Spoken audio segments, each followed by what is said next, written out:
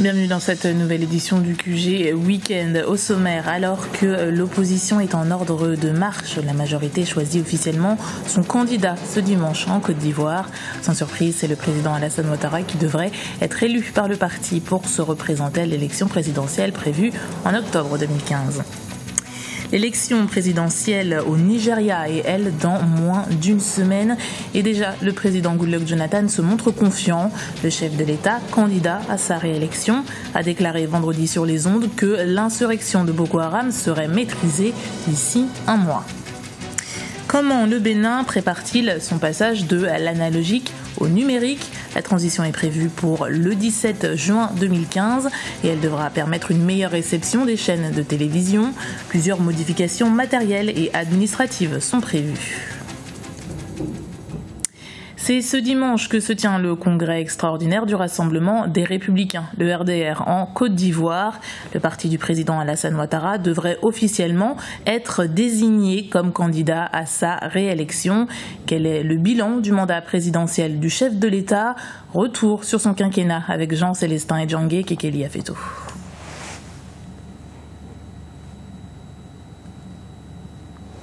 En 2010, à son arrivée à la tête de la Côte d'Ivoire, le président Alassane Ouattara annonce une ère nouvelle. Les chantiers sont alors nombreux et les espoirs importants, notamment sur le plan de la reconstruction politique.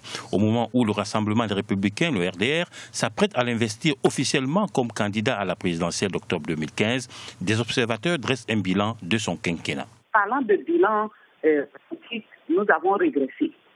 Par rapport aux années antérieures, les opposants sont mis en prison et il y a beaucoup de prisonniers politiques. En ce fin de mandat, nous constatons que le président est en train d'empêcher l'opposition de s'exprimer. Nous voyons déjà les actions avec nos amis de l'opposition qui ne peuvent pas tenir des réunions. En fin de compte, je dirais que ce qui a été promis n'est sûrement pas respecté.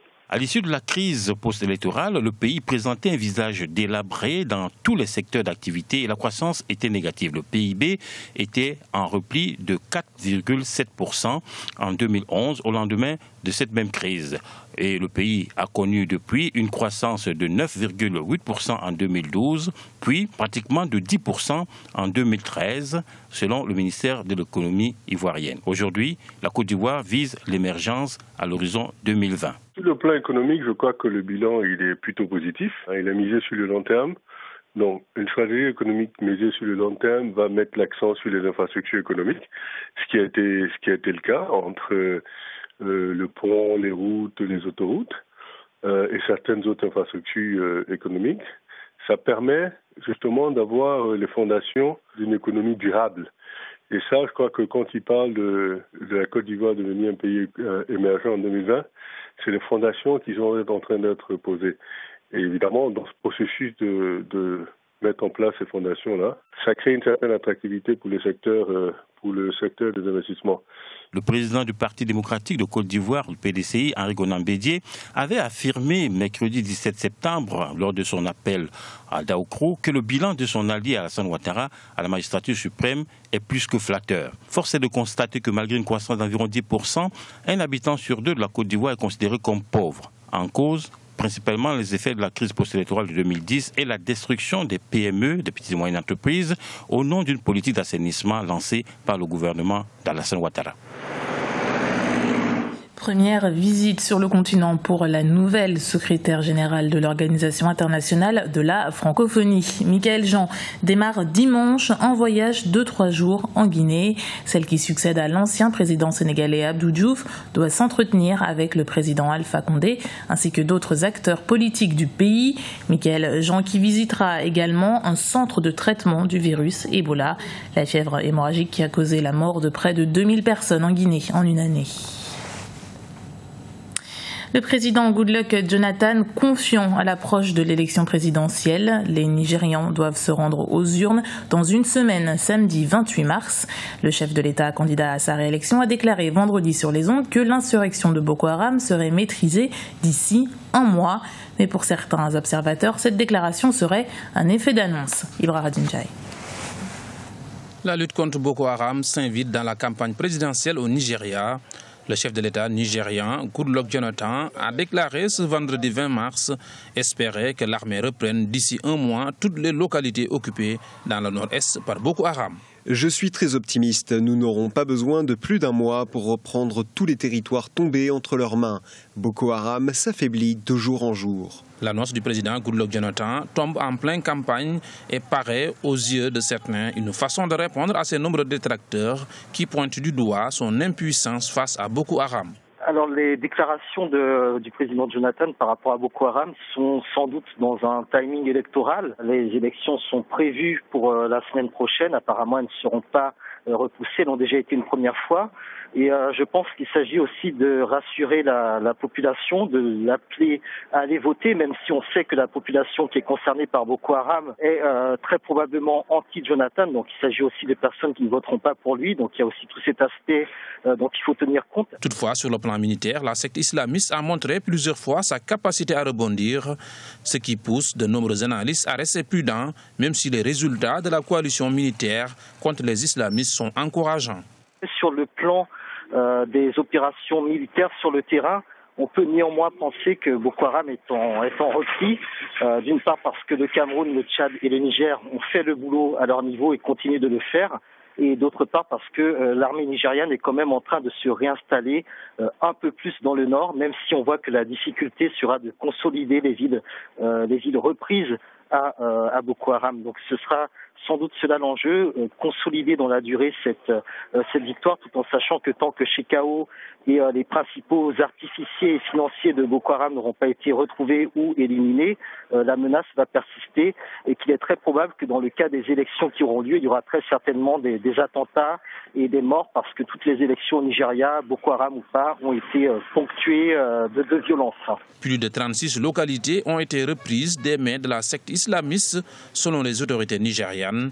La présidentielle est prévue ce 28 mars 2015.